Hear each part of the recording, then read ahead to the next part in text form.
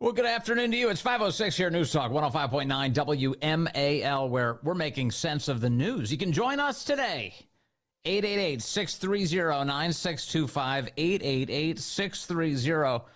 888-630-WMAL. Always appreciate your contributions. We're keeping an eye on the Hill. They say we could have votes within the next half hour on that big spending package that they unveiled, I think, 15 minutes ago. How do you like that? What is that? 45 minutes?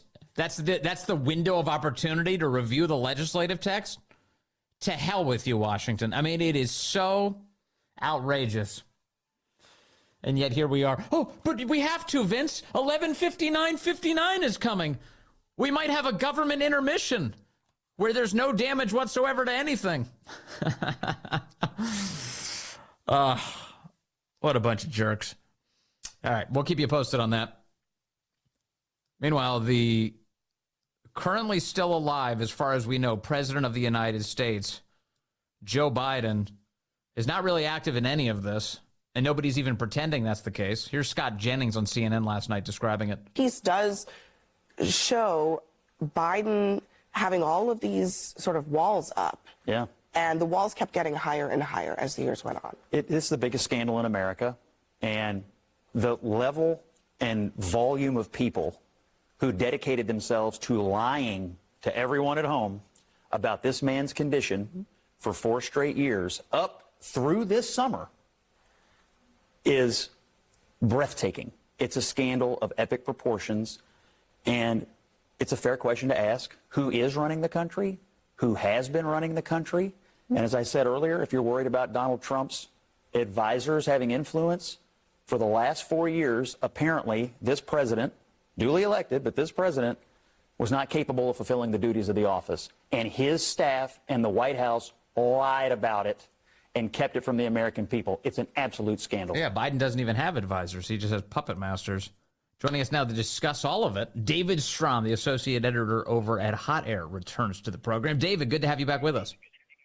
Hey, Vince. I am so excited to be on that, I'm sitting here vibrating. Why is that? So, I mean, because you eagerly want to laugh at the press, who are now finally admitting that Joe Biden hasn't really done anything meaningful because he can't? Yeah, well, it's better than that. I mean, Chris Cillizza, who used to be on CNN, apologized for not looking deeper into this. And it was just the most ridiculous thing imaginable. It's not like everybody in the world, didn't know that Joe Biden was, non-compos mentis. It's just that they all pretended, believing in the power of the narrative. Yes. And, it completely fell apart. And now nobody is even pretending that Joe Biden is president. I mean, you watch these negotiations take place, and it's all about Trump and Mike Johnson and Senator Schumer. Nobody has brought up Joe Biden. When there was that little blip last night about why is Joe Biden back at the White House? Why is Kamala Harris, rushing to the White House? Everyone's thought, I mean, literally, I was reading this on Twitter. Everyone's thought was, well, I guess Joe Biden expired. I know. Every time you see like the lights, you see the red and blue lights and the motorcade barreling towards the White House, there goes Kamala in an unexpected visit. You hate to admit it, but it's true. The first thing you think is like, uh-oh, did something happen to Joe? What is going on right now? And no, it turns out, there's a couple things, but among them, at least the official story, is that Kamala's staying in D.C. because they might need a tie-breaking vote in the Senate to get this package through. And apparently Joe Biden was always planning on sticking around D.C. for a little longer and then going to Delaware during the week next week. Although, to me, David, that doesn't really pass the sniff test, because Biden's always in Delaware. Biden has spent almost his entire presidency on vacation. So why would this weekend be the exception? Yeah, I mean, I don't know. And, the funny thing is there was almost no news coverage. I mean, it was all over Twitter. But I turned on Fox, after I saw these tweets, and at least at that time, everyone was shrugging their shoulders. It's like, well, there's important stuff going on, Yeah.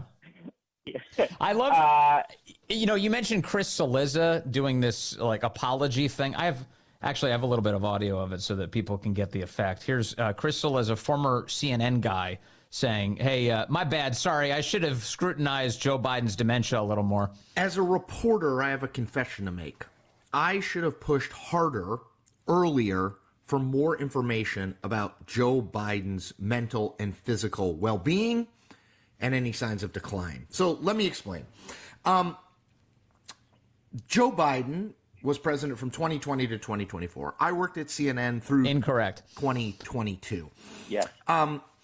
During that time, the early part when I was at CNN, 2020 to 2022, Republicans would regularly ping me and say, why don't you ask more questions of Joe Biden and how he's doing? He's 76, 77, 78-year-old man.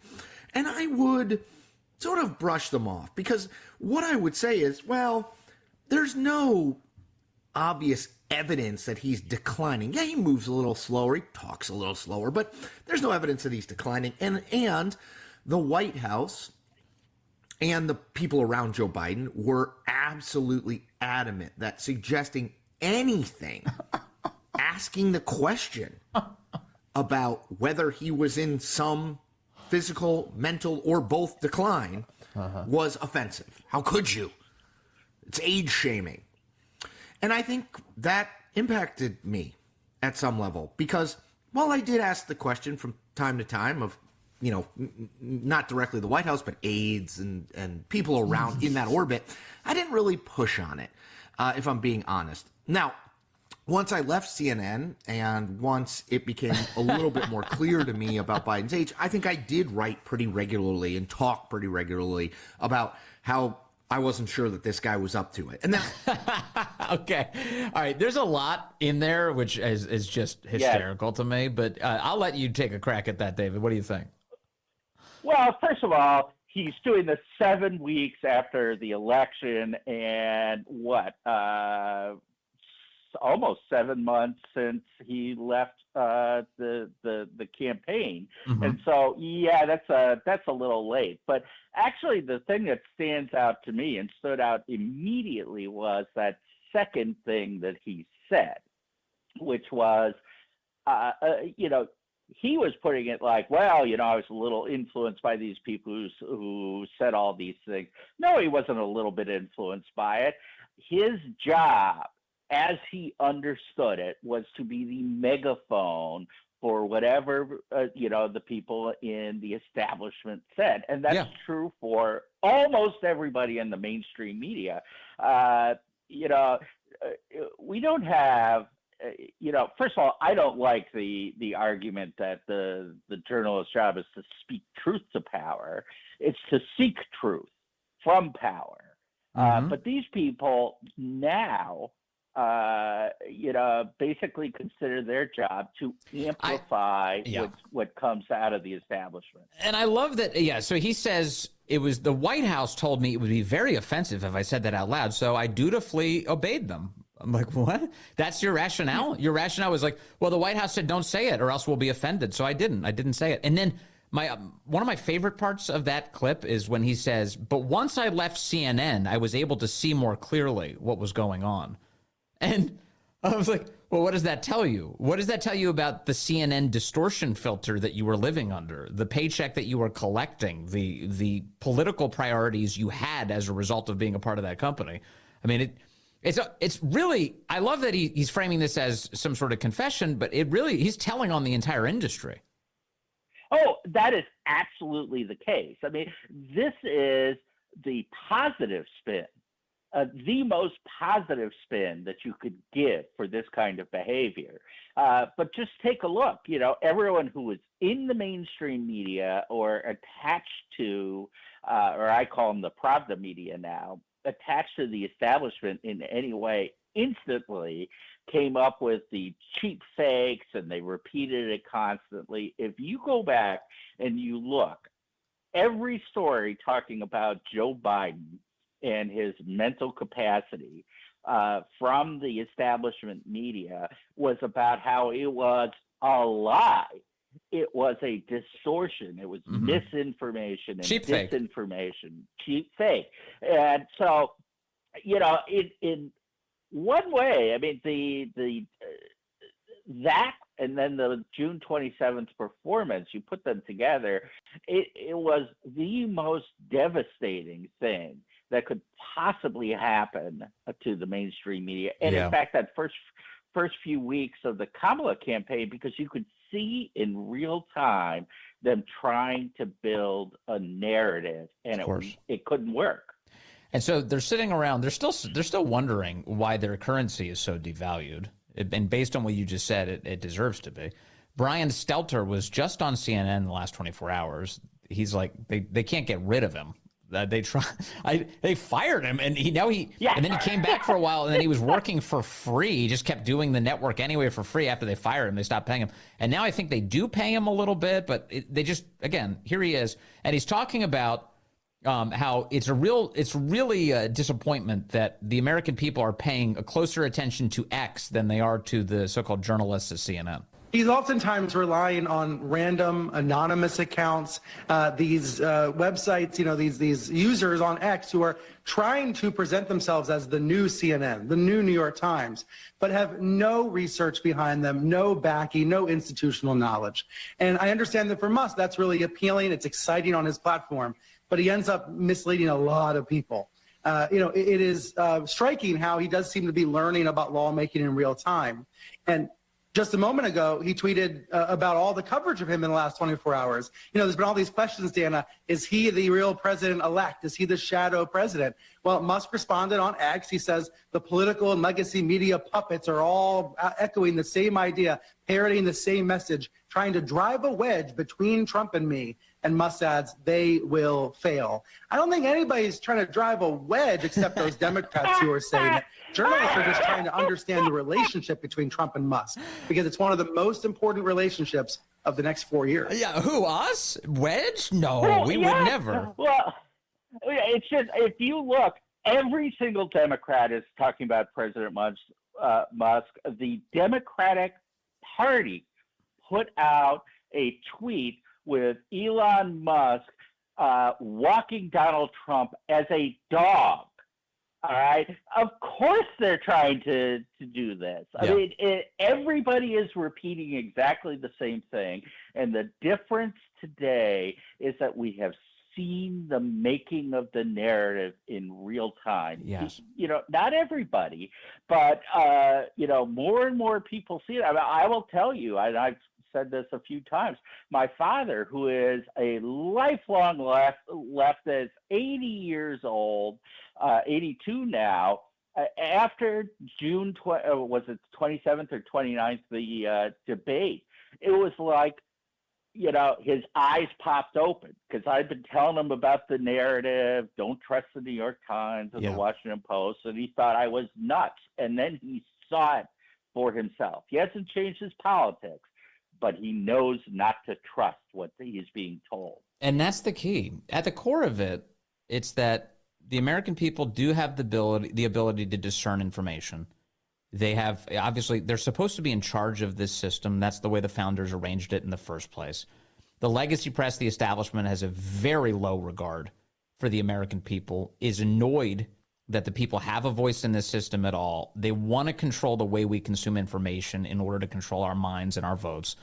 And people like Brian Stelter, who represent a left-wing establishment that had a stranglehold on power for many years, are furious that information and its dissemination have been democratized. And yes, in a free world with the free exchange of ideas, there will be mistakes, there will be errors. But Twitter is the closest thing to an environment where you can correct for that, where they have community notes, where there are people weighing in that have different points of view or can bring actual facts to bear in conversations that lack them. It's a messy but much more constructive system than the one that the media presents us, David Strom, because the legacy press has absolutely, once again, devalued their currency to the point that they're on the verge, I think, of irrelevancy. Truly, I really think that they're arriving at a terminus here, and it couldn't happen to a more deserving group of people. Well, look at CNN is collapsing before our eyes. MSNBC is a total mess and is getting sold off. Nobody on Twitter wants to be the new Washington Post or New York Times or CNN or MSNBC. And, if you trust any one rando on Twitter, you're as stupid as trusting any, the New York Times or MSNBC. The great thing about X is you get to see it all. Every point of view, a million different sources, and you can get a reasonably good understanding Yes. Of an issue relatively quickly with a lot less, not more bias. Yes. You can choose to make it biased by constraining who you watch, but that's no different than people watching only MSNBC. And I'll finish on one last thought about journalism. For years in the media industry among journalists, there's a maximum that many reporters have shared with one another, which is, if your mother says she loves you, check it out. Have you ever heard that phrase? Yep. Yeah. If your mother says she loves you, check it out. That's the old journalism maxim. The current one is, if Brian Stelter says it's true, you have to reflexively believe him. So your mother is less credible than Brian Stelter in that construction. Yeah, I mean, the entire media infrastructure is based upon the amplification of an authority that they choose, which is why, every time you read experts say, you immediately know that that's a narrative. Mm-hmm. I mean, because it's always an appeal to authority, not to facts, not to data. And that's the new media. And it's very convenient for them because they don't actually have to think or research anything. Right. Yes. It's a very easy job, well paid, and then all you have to do is act entitled to everybody else's respect all the time, and that's how we end up with the cable news channels we have now. Okay, David Strum, thank you very much. Merry Christmas, Happy Hanukkah, Happy Holidays. Great to talk to you today, sir. All right. Have a great holiday season. All right, coming up, they're calling her a left-wing, purple-haired Hogwarts professor. The one Democrat who's really angry at who she calls President-elect Elon. I've got those details, got your calls ahead on the Vince Coglianese Show. Hey, good afternoon to you. It's 5:35 News Talk 105.9 WMAL, where we are making sense of the news. You can join us today, 888-630-9625, 888-630-WMAL. There are some real characters in the United States House of Representatives, and there have been for many years. Some of them are just such a hoot to follow, even if they have detestable politics. You're like, that person's amusing. Hank Johnson is amusing to me, the guy who thinks that Guam can capsize if too many people stand on one side of the island. It's great. But there's a congresswoman from Connecticut by the name of Rosa DeLauro, and if you've ever seen her, you probably are going to remember who I'm talking about when I describe. She has purple hair. She has short purple hair. I don't think the purple hair is genetic. I believe that it's dyed. And she every day that she's at the Capitol, she parks her broom somewhere. She comes in and she acts crazy. She's been in Congress since 1991. That's virtually the Stone Age at this point. She's 81 years old. She represents Connecticut's 3rd congressional district. She's a wild lady, and she's been just going ham the last 2 days about Elon Musk. She's upset that Elon Musk, American citizen, has any say whatsoever, is drawing any attention whatsoever to the affairs of Congress. Here she is. They got scared because President Musk told them. President Musk said. I love how the Democrats around her are acting like she just came up with that idea on the spot. Oh, that's a good one. Oh, they're all clapping. Of course, like the DNC drafted the talking points and sent them out to everybody, so she and the media are repeating it. Don't do it. Don't do it. Shut the government down. Imagine. What does he know? And she has comically oversized glasses, too, which really helps. And she wears these big scarves. She's a movie character. She really is. In fact, I've seen a bunch of conservatives today referring to her, including Eric Doherty on the platform X, referring to her as a purple-haired Hogwarts gender studies professor, which is pretty accurate. That's a pretty good description. She's still not done. I think she may be speaking literally right now, but here's what she said moments ago. But 2 days ago, a multi-billionaire with apparently no working knowledge of our government or of appropriation. He doesn't know how things are done around here. A self-appointed president of the United States, Elon Musk, issued a marching order for House Republicans to go against their own elected leadership. Shut down the government. Shut down the government. House Republicans are responsible for any harm and uncertainty brought upon the American people. And should some get their wish for a month-long government shutdown, they will be responsible for cleaning up their mess come Inauguration Day. Indeed, we are in completely unprecedented times when someone who has no knowledge of government, who has no knowledge of an appropriate... Meanwhile, as she's speaking, she has oversized glasses, purple hair, a scarf hanging down, and she looks ridiculous, and she's very judgmental for somebody who looks that ridiculous. ...appropriations process, who is external to the House of Representatives, can make his weight felt here in turning what was a bill that was on its way, a bipartisan bill, a bicameral bill, was on its way. That no members of Congress were allowed to be a part of drafting or reading. Achieving its goal of keeping the U.S. government open. Anyway, so her point today, if you can establish one, is how dare he? Doesn't he know the way things are done around here? American citizens are not allowed to contribute to this process. They're not allowed to weigh in. They're not allowed to influence this process. They're not allowed to scrutinize 1,500 pages of legislation that I have not even begun to try to read. They're not allowed to do that. Doesn't he know that we just say yes to these things and we pass them? Ugh, I can't believe he got involved. And now you've got some sort of legislation that's popping up this afternoon. And it's being summarized today on X by a guy called Mario Nawfal. And he writes that Speaker Mike Johnson is now rolling out his third plan to keep the government's lights on, featuring a funding extension until March, $110 billion for disaster relief and farmers. Gone is Trump's demand to raise the debt ceiling, and now Republicans are bickering, Democrats are side-eyeing, and a shutdown looms at midnight. Will this be the plan that saves the day? To which Elon Musk just responded, as I was telling you about purple-haired Rosa DeLauro. Elon said the following just moments ago: the speaker did a good job here, given the circumstances. It went from a bill that weighed pounds to a bill that weighs ounces. The ball should now be in the Democrats' court, says Elon. And what Elon's referring to, of course, is the page length. It was well over 1,500 pages before. It's now down to 118 pages. And the concept being that, well, there's a lot less ridiculous pork in this version of events. But still, the president's not getting what he asked for. So the president had asked for a debt ceiling suspension. He said, I don't want a debt ceiling fight during my presidency. And the Republicans, Congress is not delivering on President Trump's expectation here.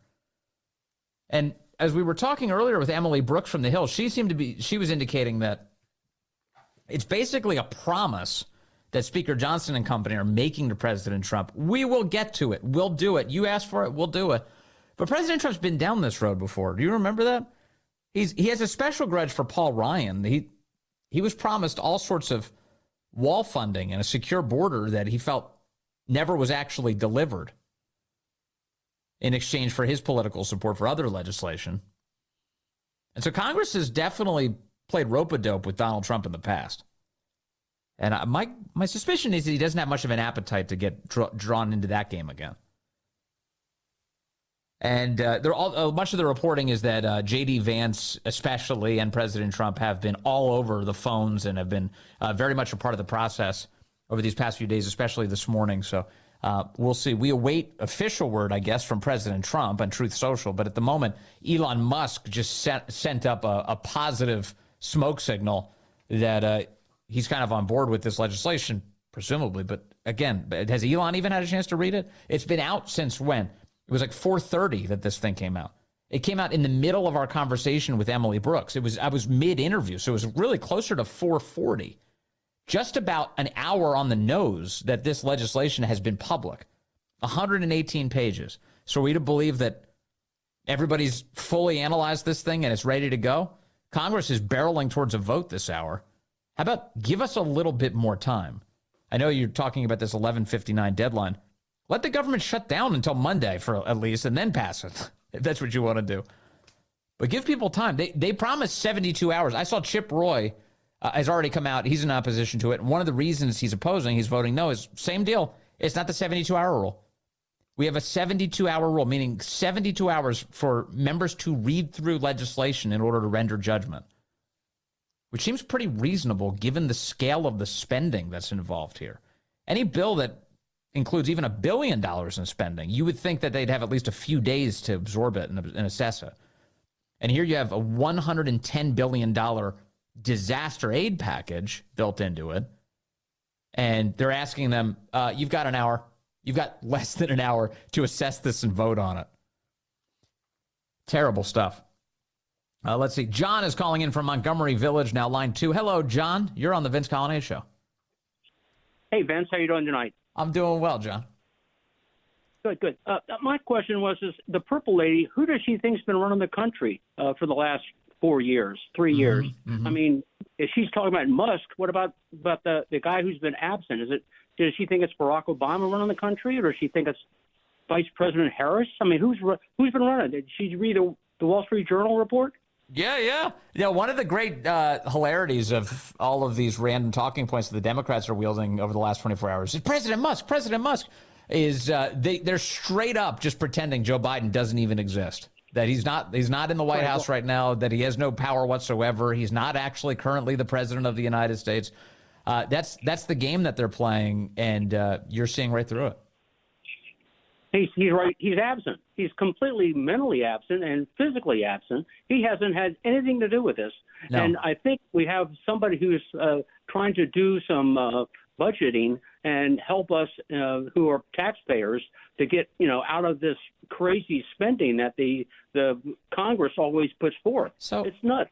So and think about the difference between these two, the guys who are on the side of decency and the guys who are on the side of the big Leviathan government. On one hand, you have Elon Musk, who is a great innovator. He's created a lot of great technology. Yes, he has government contracts because he does it better than other companies, so he earned the money as a result of that. But here he is advocating in public for these bills to spend less money and to be more constrained and to be more efficient and more focused and more on point. Meanwhile, the left has guys like Tom Steyer and George Soros and Mike Bloomberg and people who are constantly behind, Reid Hoffman, guys who are behind the scenes manipulating the government to their own benefit, packing legislation with things that are designed to enrich them, who are working under the cover of as much darkness as they can possibly conjure, right? I mean, how many organizations does George Soros funnel his money through in order to establish goals like having prosecutors who don't prosecute anybody, or owning members of Congress? A lot. He's done that a lot.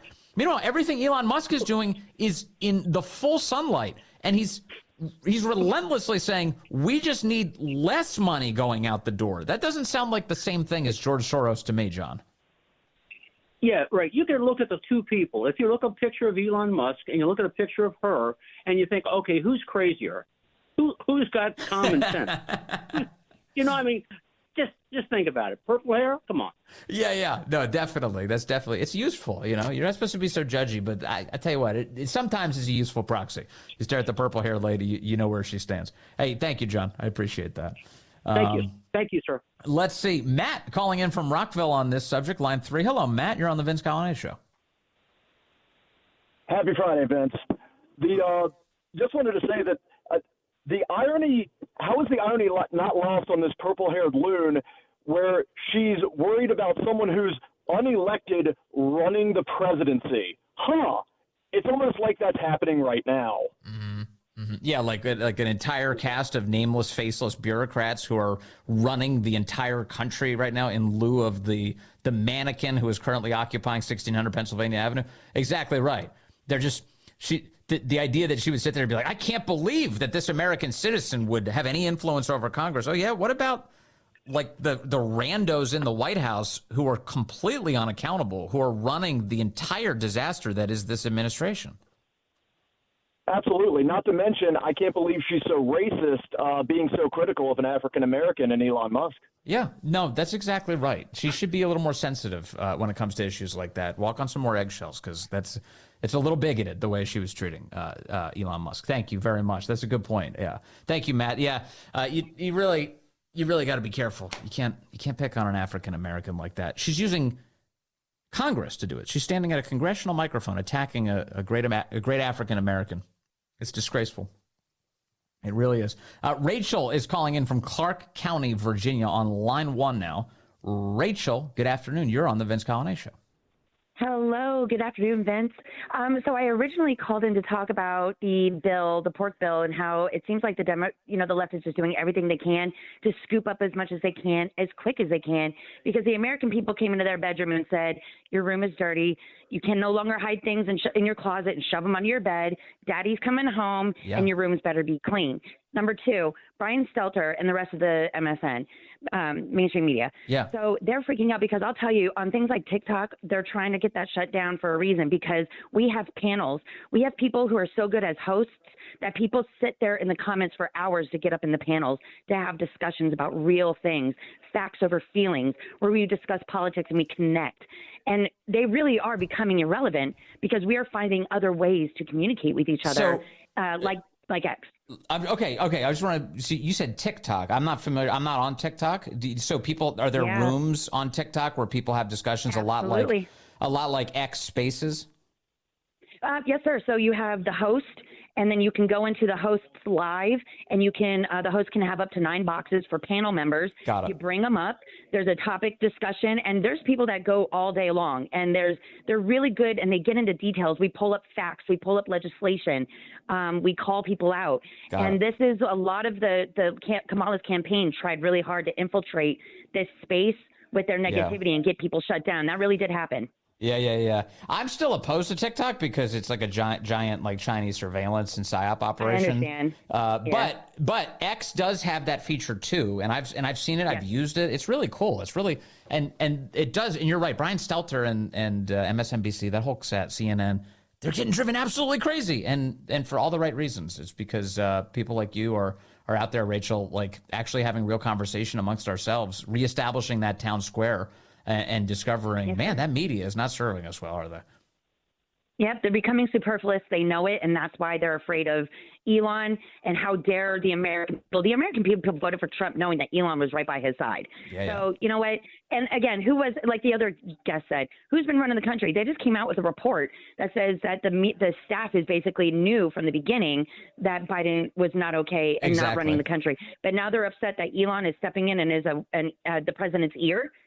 They're totally totally different things. It's almost as if they're hypocrites, actually, now that you mention it. No, it's a totally right point. Thank you, Rachel. I appreciate that. If they didn't have double standards, they would have none at all. Yes, that's right, as the great Chris Plant. Merry Christmas. Thank you very much. Merry Christmas to you. It's 5:51 now. All right, it looks like that House bill, which was just released an hour and 15 minutes ago, is passing now. Is passing with every Democrat who's voting yes. 31 Republicans have voted no on this thing so far, and it looks like that House bill is going to prevail. It does not include a change to the debt ceiling, which is what President Trump asked for. He just gets a handshake agreement that it's on the way. Amazing. Elon Musk looks like he's kind of throwing a victory lap up right now because he worked to fight to get that bill from 1,500 plus pages to just 118. That means a lot of wasteful spending has been excised, a lot of abuses of power excised. That's very good progress. We'll see how President Trump responds which means you're going to have to hold tight. The great one, Mark Levin, is up next. You got to listen to his great program. And by the way, while you're out there, sign up to the Vince Coglianese Show podcast. We could always use the subscriptions, and you could always use the content. We've got a lot of good stuff.